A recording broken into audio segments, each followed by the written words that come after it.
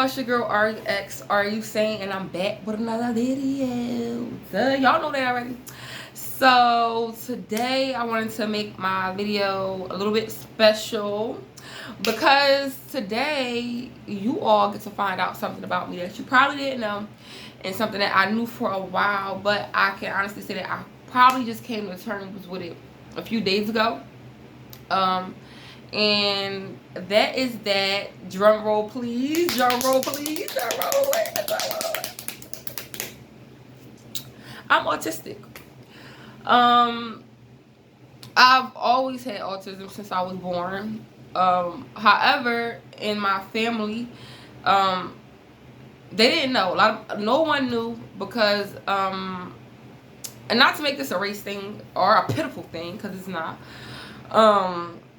My family didn't know because I come from a black family, and a lot of times in certain structures of a black family or minority family or whatever the case may be, we have a lot of other stressors, and there's oftentimes a lot of other kids, and there might be one parent in the household or there might be two, but they don't perceive things a certain way because they don't have a certain knowledge. So although I know I have autism now, and it's a lot of things that I couldn't explain in the past, and a lot of things that probably, like made my parents shun me, because initially my mother already kind of knew that I had autism or whatever or something.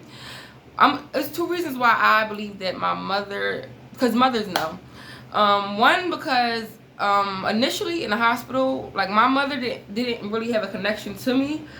She didn't really want to bring me home from the hospital. She didn't want me as a child because she already knew that I was going to be a task, and she already kind of had a life, and it is important, and it was, and it still is important for her to live her life to the best of her ability. However, she allowed me, she made my dad take me. Like, she didn't want to take me from the hospital, and then my dad's aunt Jackie, she told my father that he had to take me to the hospital because we had to bond. And then in that way, my mother and me kind of grew a little bit closer, but she really still didn't know me because I remember she didn't think that I had much emotion or I cared about anything because of how I responded to things.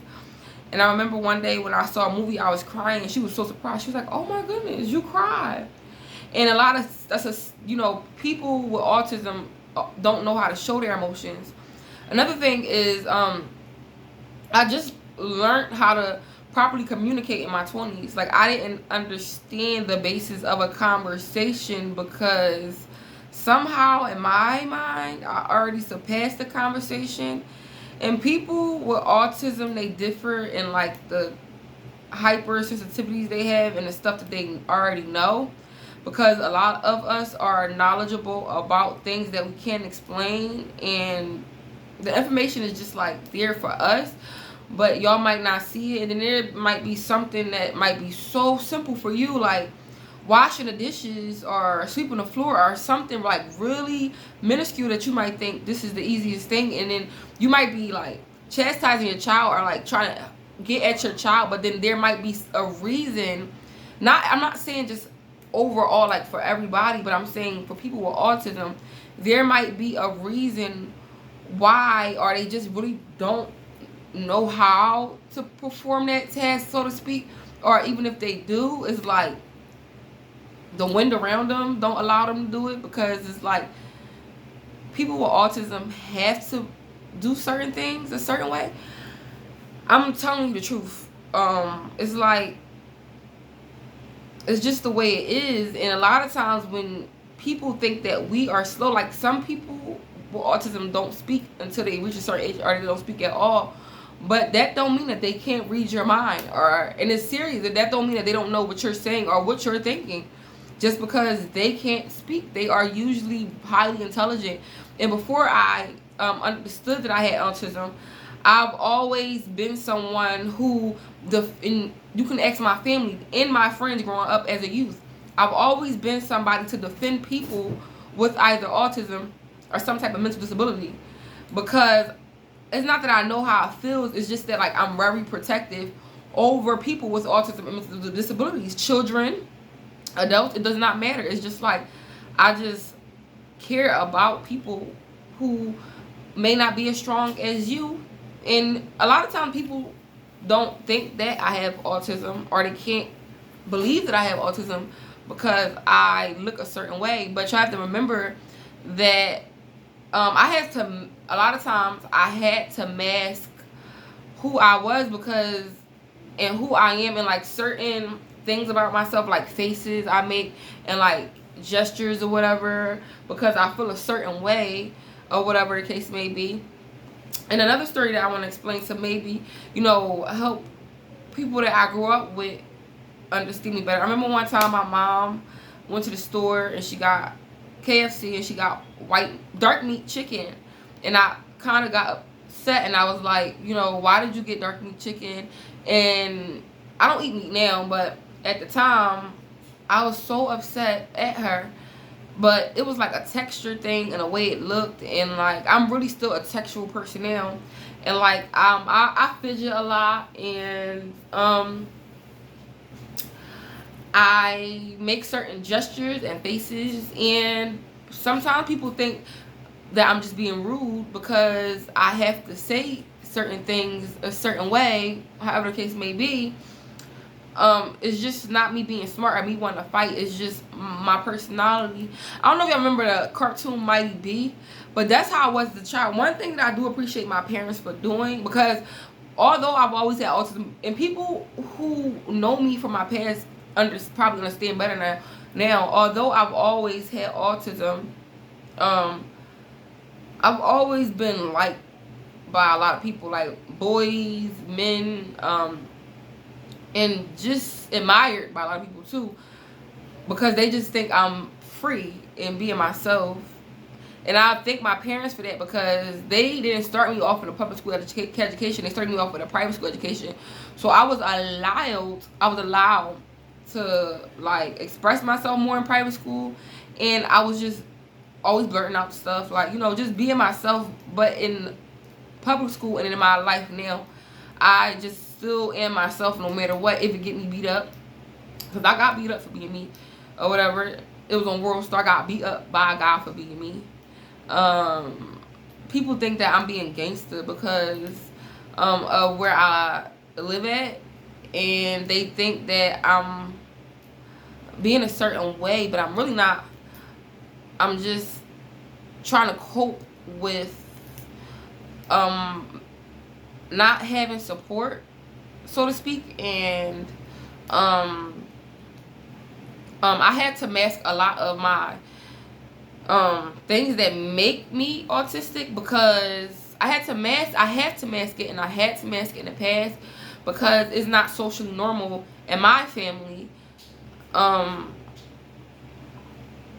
And although I'm like really, really intelligent in certain areas, I'm really not that smart in other areas, and people don't want to deal with that, especially in my family, because it's like they had things to do. They always had things to do, and I have things to do, and I always had things to do. But it's just like I can't afford to be perceived a certain way. So when I want to fidget or whatever, I might just put my arms in my sleeves, or to not like, look vulnerable, I might just put my arms in my sleeves, or like bite my nails or something, because I'm getting really nervous and anxious. Like, one thing that people with autism do is get anxious really fast, because like sometimes we can't go outside or whatever because we understand certain things about life. It's like really fast in some areas, and then some areas it's just like, what are you doing? And it's like hard not to really, like, with me, I've been on my own since I was 16, and like I've had to fight to like put myself back in high school because I dropped out because of family problems. Not important. I've had to like really stand up for myself while having autism. and be my own voice. And I've also had like other issues. So while I might be feeling a certain way that I don't want to do things, I still have to do things because nobody's going to do it for me. And no matter what, I never like got a social security income check or anything like that. I've always worked or whatever, and I've always tried to put my best foot forward. And although I'm maybe overqualified than everybody around me for certain things, and I may know more about certain stuff, it's just like the fact that I have to mask certain things about myself, it makes me more vulnerable to people who don't have autism, and they think that maybe I'm stupid, or maybe they don't understand the wavelength that I'm on. But I've always worked in like high tech areas for the most part, around really smart people, because I catch on to stuff fast. It's just like I might seem antisocial because I don't want to talk, because I don't feel like talking, you know? Or I might understand a certain thing about something, and it makes me go inside myself and not want to come out and speak to others. So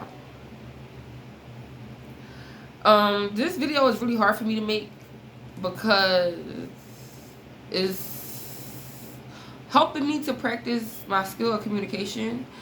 However the case may be, it's hard to make because I don't like to seem vulnerable to people, because I have to defend myself, and I have to make sure that I'm okay, and I have to make sure that I don't seem like somebody you can walk all over, and I'm not slow. And autism is actually a neurological development, which makes sense because I got left back before in school, although I am very smart. But it wasn't because I was slow. It's like developmentally I was slower, and I didn't understand numbers and stuff like that, but I understand science, and I still could answer questions with like numbers and math, but it's not by me solving it. It's just the answer was already there, and I just knew it. Like I didn't see the answer. It's just obvious. I can't explain it. So that's my experience with autism, and I'm still learning and trying to find my tribe and trying to grow with people, and just trying to apologize to my parents, really pretty much, and my family, my sisters, my brothers, because I didn't notice about myself. And if I would have known these things, I feel like I not would have masked it better, but I could have done a better job at like being myself better, because autism is hard for people that have autism. It's not hard for people that don't have it, because it's like we know things and we can't explain it. And we get upset about certain things, we're passionate about certain things, and we're hypersensitive about certain things. So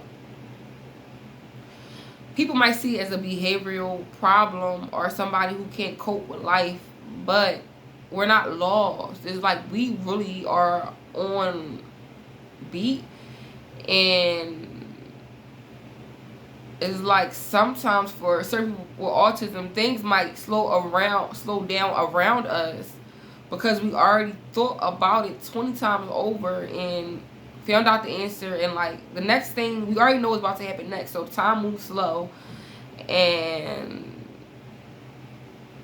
no, the time don't move slow. The time moves normally, but people start to move slower, and we just like in a different place, but the same place.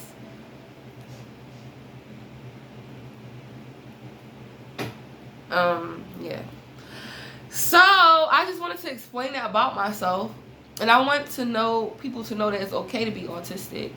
That don't make you an outcast, or it doesn't make anybody better than you or worse than you. It's just that you are autistic. And also another thing that I'm proud of myself for is mastering eye contact, even when it's so uncomfortable. Like, everybody don't deserve eye contact, but I still master eye contact, which is hard, but I still do it. Because like I said, I've had to do these things to be able to fit in with people who don't have autism and seem normal. And that's pretty much it. So, yeah, it's your girl, Ari X Usain. Remember, do what you gotta do for who? Do what you gotta do for help. Sorry, do what you gotta do for help. Or you don't let nobody tell you no different. Don't let these folks tell you no different. See you later.